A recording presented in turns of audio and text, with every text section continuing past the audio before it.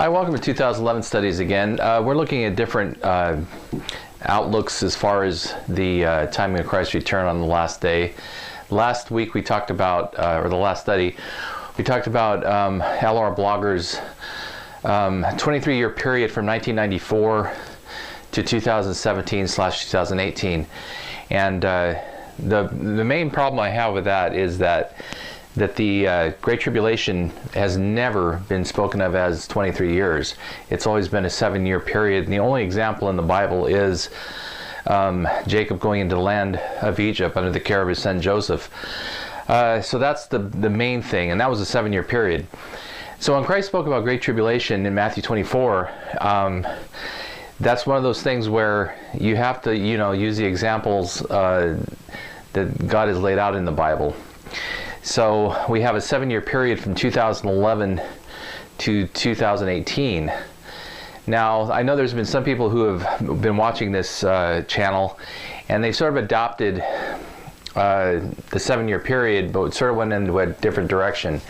And one such study is by a man named E.J.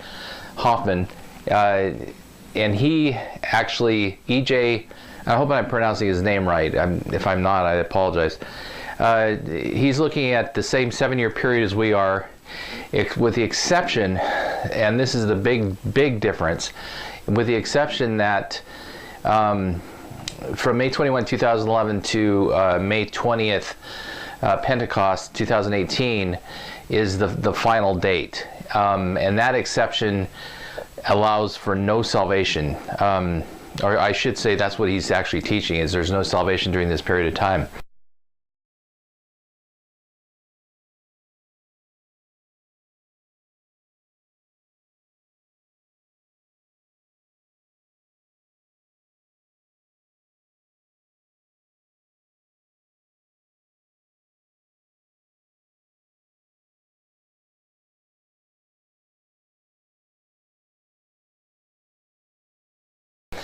And again, I think that's completely wrong.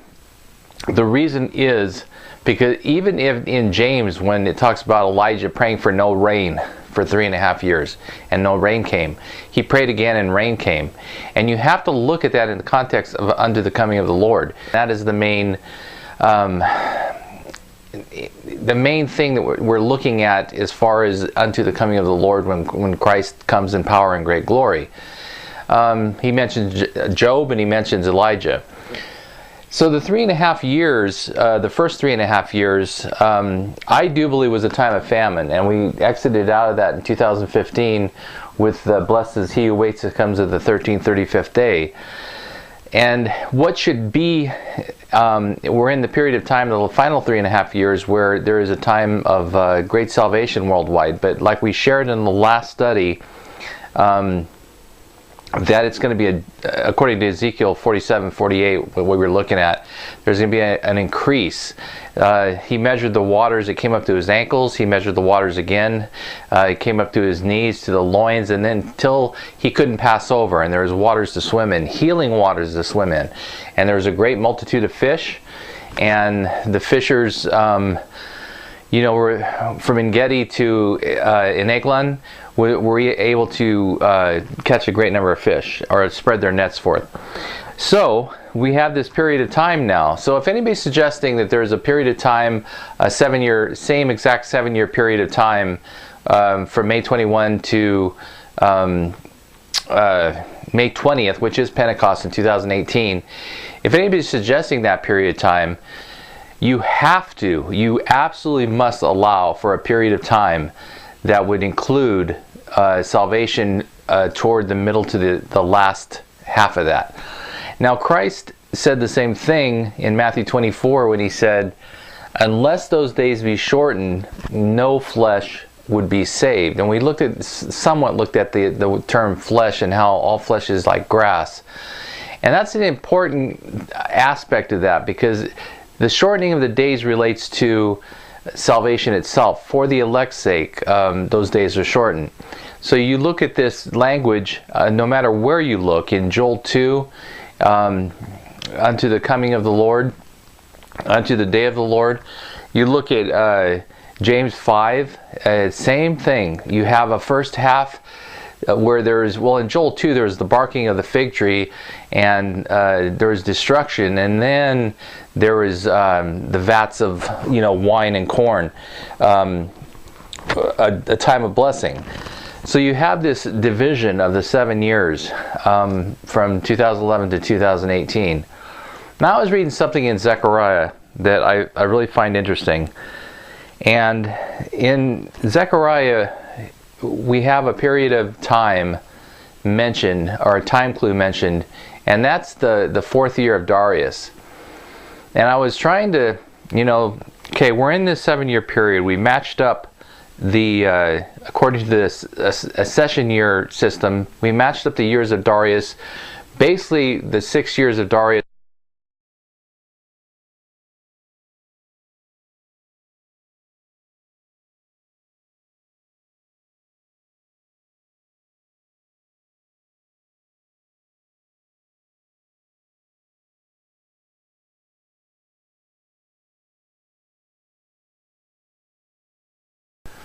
Now, according to the accession year system, where Darius actually came into power, it would have been the following year. And we looked at this language of how these years matched up to the year 2018. And that would be the 6th year of Darius, however you want to pronounce that. And that's going to be the completion of the temple and the beautification of the temple. So we have a period of time mentioned in Zechariah.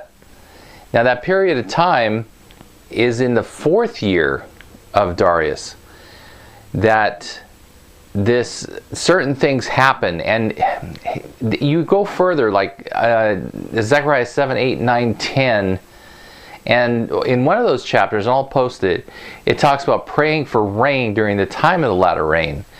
But there's also key language in Zechariah where it talks about a time of blessing coming. So it could very well be that this 2016 is the issuing forth of that, and that would include 2017 and 18. There's just seems to be a chronological event going on in Zechariah to where it's to the point where God's blessing is seen.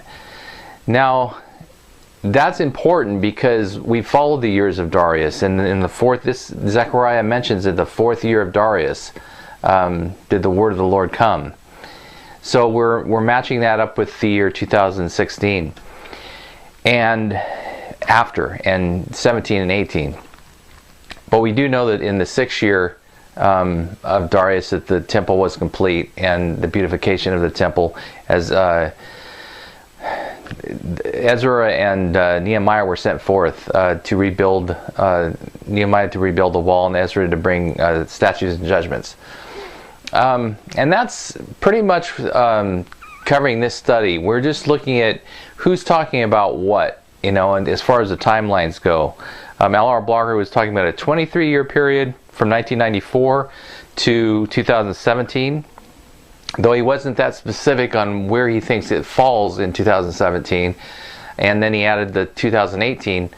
EJ is, what he's doing is using the same 7-year period the 2011 studies has been teaching since 2011, and using that same period of time, but saying there's no more salvation.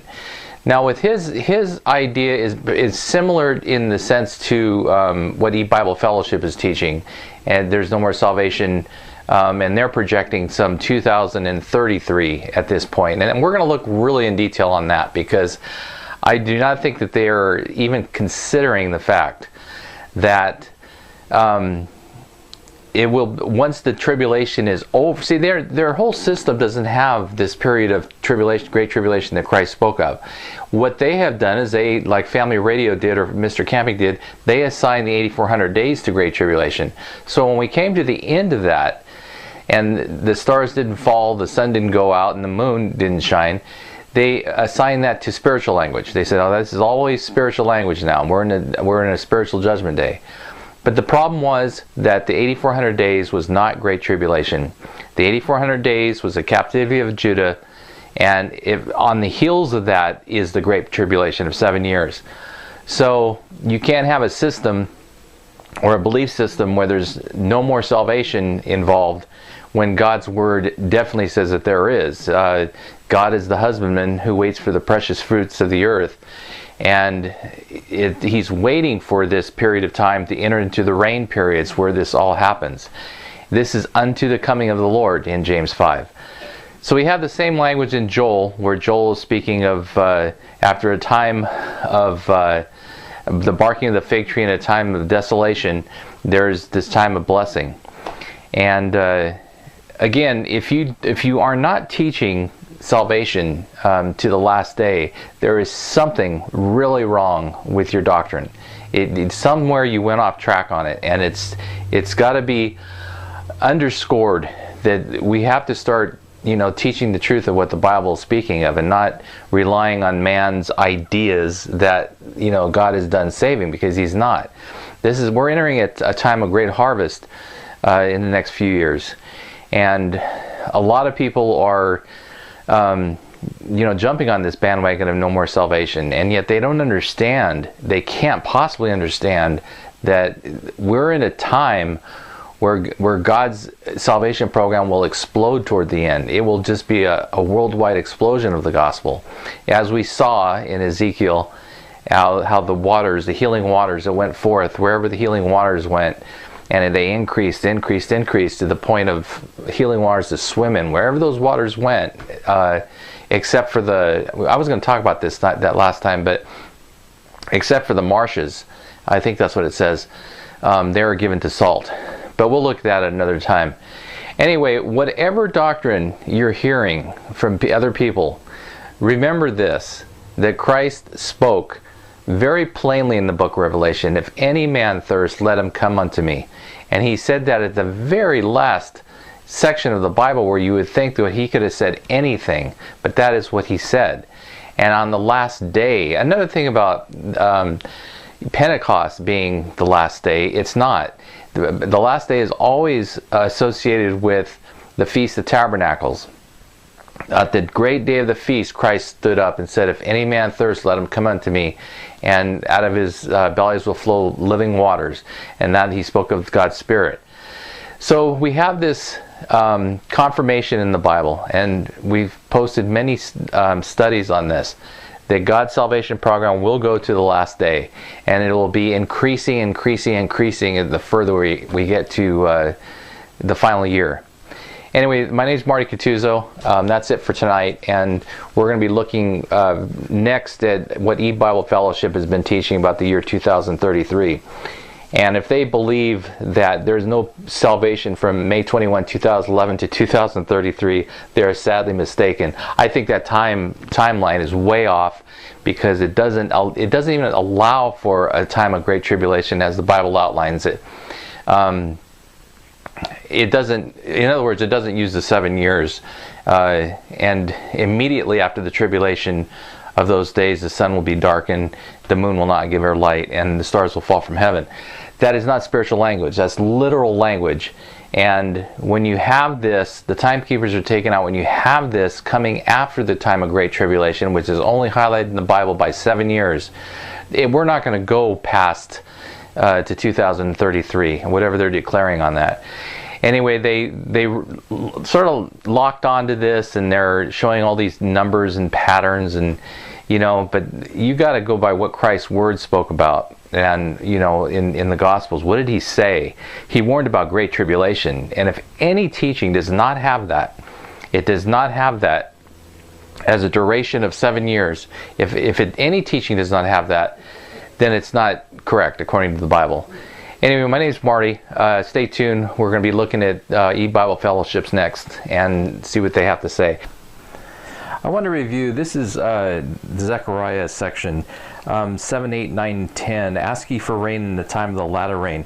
I wanted to review this because this is important language that speaks about, especially in chapter 10, where he says to ask for rain in the time of the latter rain. Now we we looked a little bit at this, but the importance here is that in the 4th year of Darius, the word of the Lord came to Zechariah, and he scripted this in the 4th year of Darius, and there are certain things that happen 7, 8, 9, and 10 in those chapters. And I wanted to review this because I think this really relates to now and onward. So let's start reading Zechariah 7. When they had sent unto the house of God Sherezer and this is Gemelech, and their men to pray before the Lord, and to speak unto the priests which were in the house of the Lord of hosts, to the prophets, saying, should I weep in the 5th month, separating myself as I have done these so many years? Then came the word of the Lord, the word of the Lord of hosts unto me, saying, speak unto all the people of the land, and to the priests, saying, when ye fasted and mourned in the 5th and 7th month, even those 70 years, did ye at all fast unto me, even to me? He's going back to the captivity time.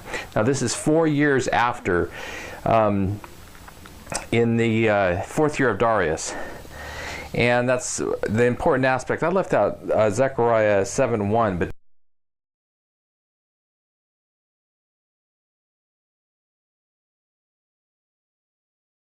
so he's going back, and he's looking at, those feasts where God is saying, did you really do that for me? And Zechariah 7:7, should ye not hear the words which the Lord hath cried by the former prophets, when Jerusalem was inhabited and in prosperity, and the cities thereabout round about her, where men inhabited the south, when men inhabited the south and the plain? And the word of the Lord came unto Zechariah,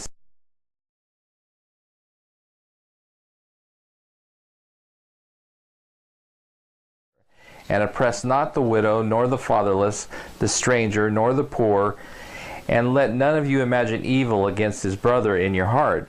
But they refused to hearken, and pulled away the shoulder, and stopped their ears, that they should not hear. Yea, they made their hearts as an adamant stone, lest they should hear the law and the words which the Lord of hosts has sent in his spirit by the former prophets. Therefore came a great wrath from the Lord of hosts. Therefore it came to pass that as he cried, they would not hear. So they cried, and I would not hear, saith the Lord of hosts.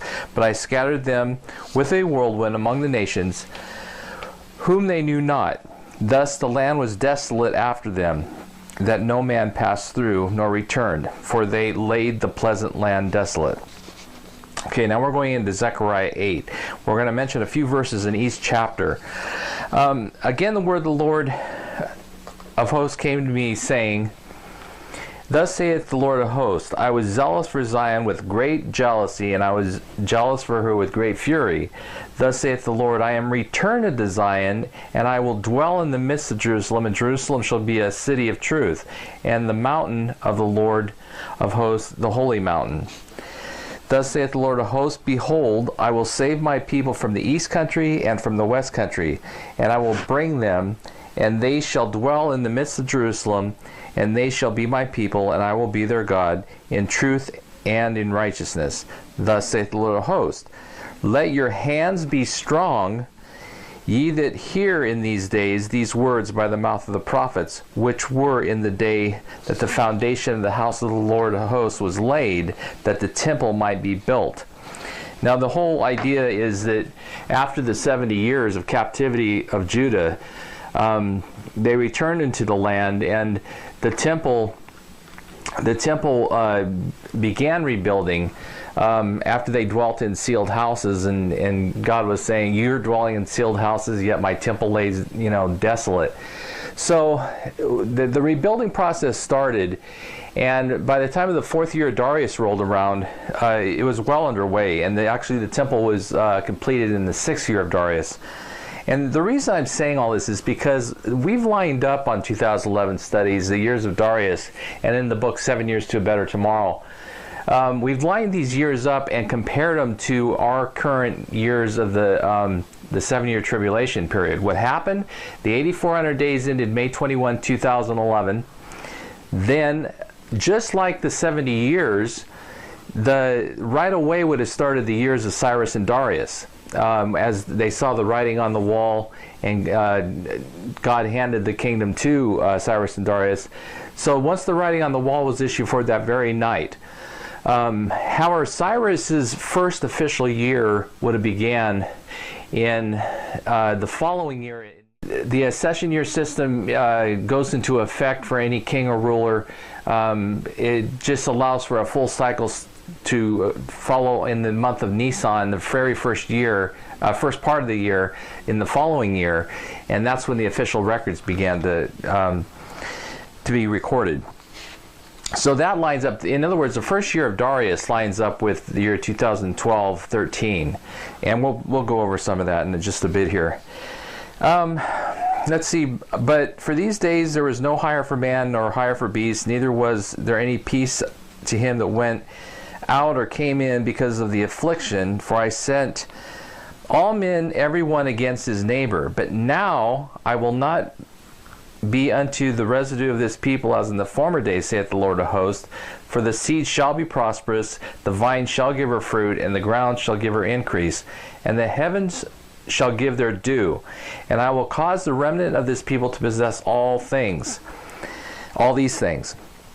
And it shall come to pass that as you were a curse among the heathen, O house of Judah and house of Israel, so will I save you, and ye shall be a blessing. Fear not, but let your hands be strong.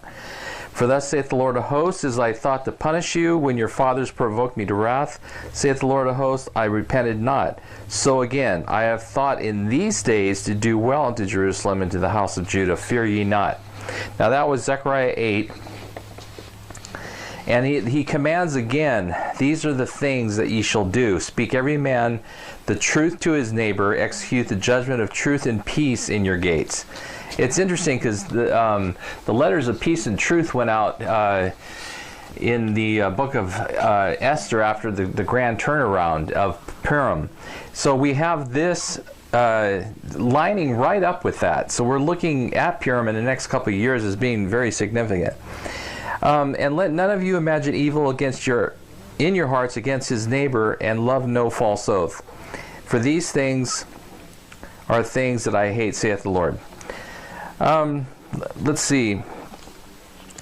This is Zechariah 8:21. And the inhabitants of one city shall go into another, saying, let us go speedily to pray before the Lord and to seek the Lord of hosts. I will go also. Yea, many people and strong nations shall come to seek the Lord of hosts in Jerusalem and pray before the Lord. Thus saith the Lord of hosts, in those days it shall come to pass that 10 men shall take a hold out of all languages of the nations, even shall take a hold of the skirt of him that is a Jew, saying, we will go with you, for we have heard that God is with you. Now this is corn and new wine. This is Zechariah 9. I wanted to emphasize this because here's the progression. You have God saying, well, you know, did you really fast and weep unto me during that 7 years?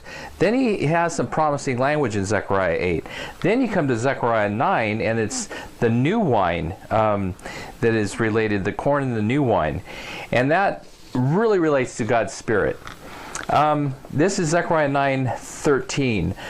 But I have bent Judah for me, filled the bow with Ephraim, and raised up thy sons, O Zion, against thy sons, O Greece, and made thee as a sword of a mighty man. And the Lord shall be seen over them, and his arrow shall go forth as lightning, and the Lord God shall blow the trumpet, and shall go with whirlwinds of the south. And the Lord of hosts shall defend them, and they shall devour and subdue with sling stones, and they shall drink and make a noise as through wine, and they shall be filled like bowls, and as the corners of the altar. And the Lord their God shall save them in the day as the flock of his people, for they shall be as the stones of a crown, lifted up as an ensign upon the land.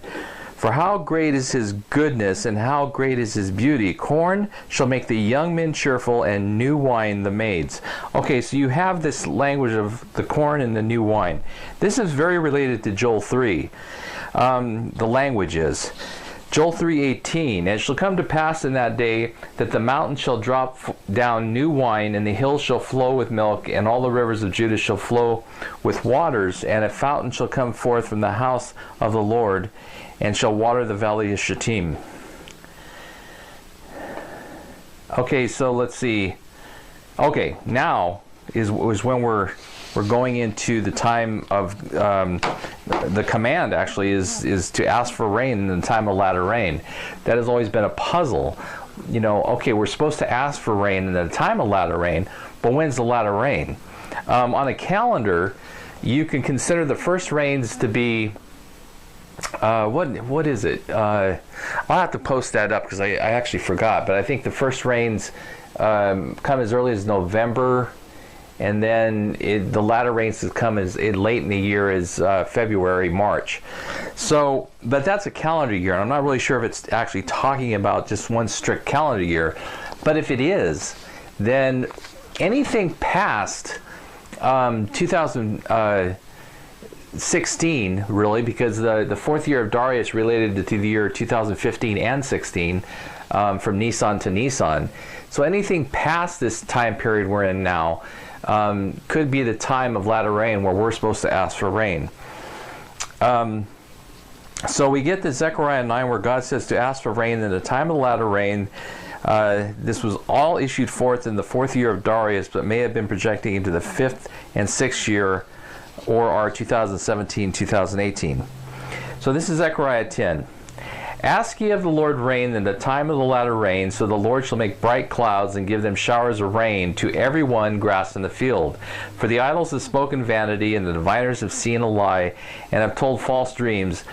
They comfort in vain, therefore they went their way as a flock. They were troubled because there was no shepherd. Mine anger was kindled against the shepherds. I will punish the goats, for the Lord of hosts had visited his flock, the house of Judah, and hath made them as his goodly horse in the battle. Out of him came forth the corner, out of him the nail, out of him the battle bow, out of him every oppressor together. And they shall be as mighty men, which tread down their enemies in the mire of the streets in the battle. And they shall fight, because the Lord is with them. The riders on horses shall be confounded. And I will strengthen the house of Judah, and I will save the house of Joseph, and I will bring them again to this place. I will bring them again to place them, for I will have mercy upon them, and they shall be as though I had not cast them off. For I am the Lord their God, and will hear them. I wanted to read something from Hosea 6, because that is similar language to Hosea 6 either. That is similar language to Hosea 6 also. I will have mercy upon them, for they shall be as though I had not cast them off, for I am the Lord their God, and will hear them.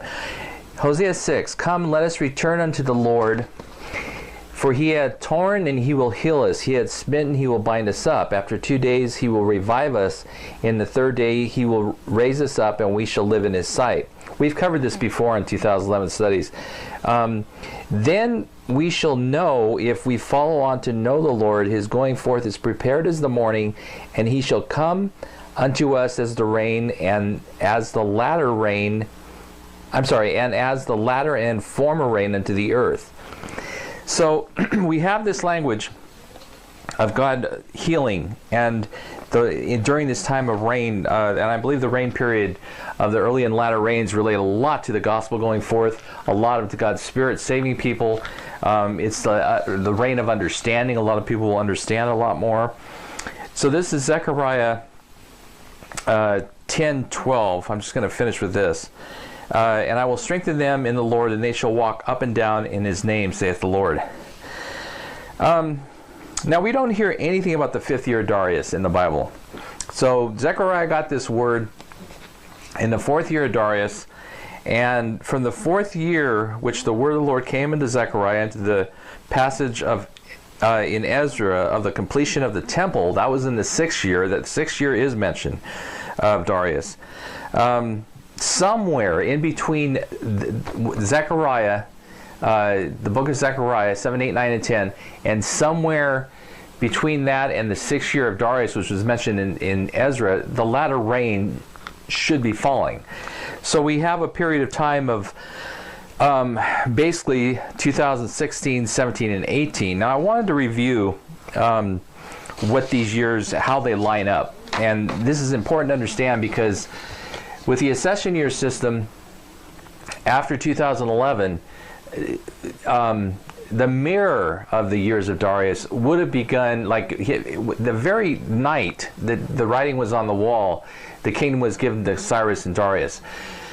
But his official first year would have been the following year in Nisan, at the first of the year. So the first year lining up with our Great Tribulation period, which came right on the heels of the 8,400 days, would have been like the first year, Nisan 1, 2012 to Nisan 1, 2013. The second year would have been, the second year of Darius would have been Nisan 1, 2013 to Nisan 1, 2014. The third year of Darius would have been Nisan 1, 2014 to Nisan 1, 2015.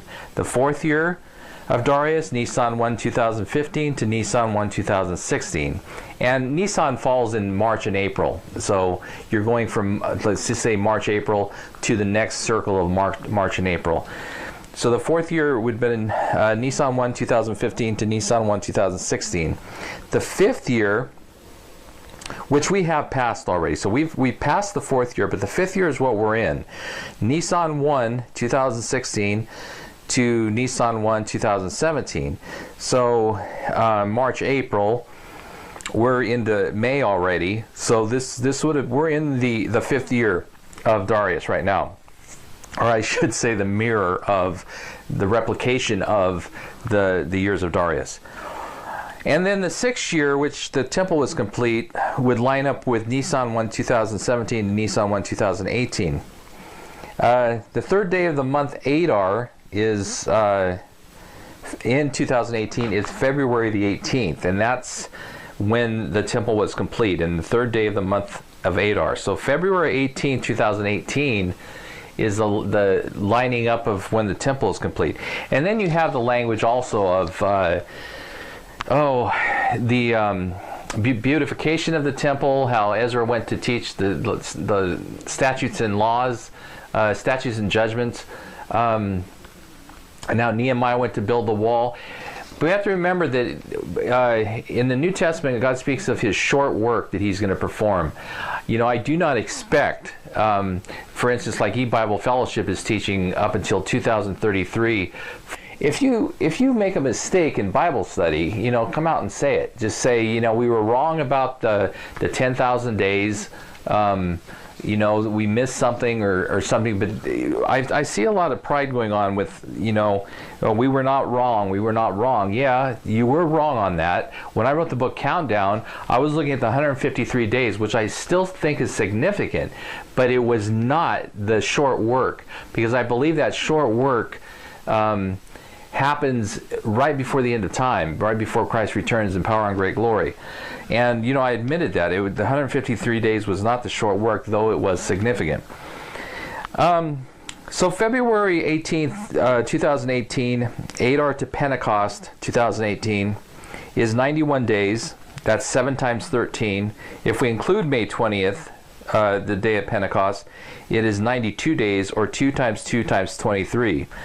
May 20th, 2018, Pentecost to October 2nd, 2018, which is the last day of the Feast of Tabernacles, 136 days, or 2 times 2 times 2 times 17. And you see the number 17 there is the price of redemption. That means salvation during those last 4 months, I believe, is very significant to pass Pentecost, May 20th.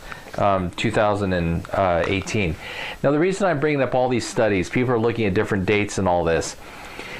I find it's so much safer to stick with the patterns that God has established. For instance, the 840 months of Judah's captivity, 70 years, 840 months. The mirror of that was the 8,400 days, which began at the 13,000th anniversary since creation, and it landed on May 21, 2011. Now, the significance of that was the 7,000 year anniversary of the flood. And we didn't look at all that language very carefully, because if we would have understood that God is not slack concerning his promise, as some men count slackness. You know, we're supposed to be patient, just like God's patient in James 5 as the husbandman, waiting for the precious fruit until he receives the early and latter rain. We've talked about the latter rain here. It's important. Ask ye for rain in the time of latter rain, the latter rain. So what we have now is, since we passed the 4th year of Darius, in which historically that was when Zechariah received this understanding and the word of God, that the command to ask for rain in the time of latter rain, it's honed in now. We know, okay, we're supposed to ask for rain during the next few years, because before it was like, well, when do you ask for rain unless you know somehow that the latter rain is going to fall within a certain year or a few years or whatever. So now we have it honed in. We've passed that 4th year of Darius. We're into the 5th year.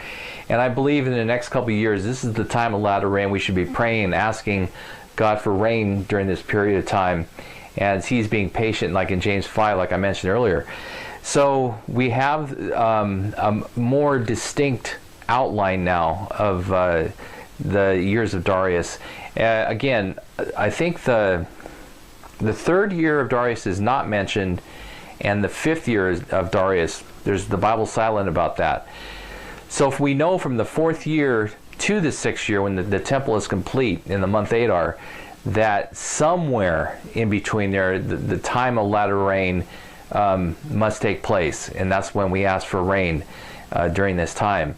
And this is very much like Elijah's prayer. You know, the first 3.5 years of the seven years was a time of spiritual famine. The last half, because he prayed, no rain, and God is showing this in James 5. Then he prayed again, and there was rain. God sent the rain periods to produce the fruit, to produce the salvation worldwide.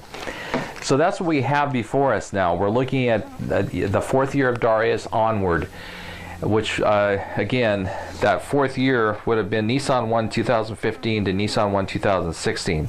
So we just exited out of it in March, April. We're into May now of 2016. So we have the 5th year and we have the 6th year left. So I suspect within that time frame of those 2 years, we're going to, enter that period of God's latter rain. And like Hosea mentions, that he shall come unto us as the rain, as the latter and former rain unto the earth.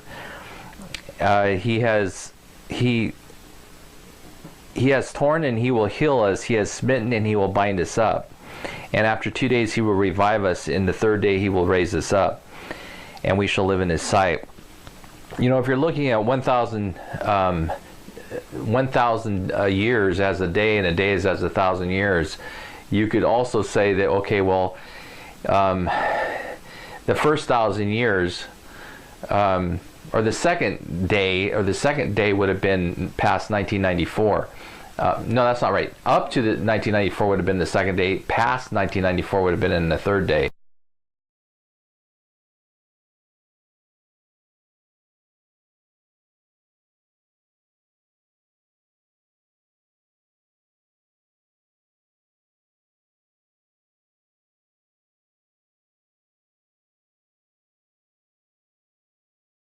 So we have this time period past 1994, where we're looking at the which was a Jubilee year, and we're looking at this whole language that let us return unto the Lord, for he hath torn, he will heal us, he hath smitten, he will bind us up.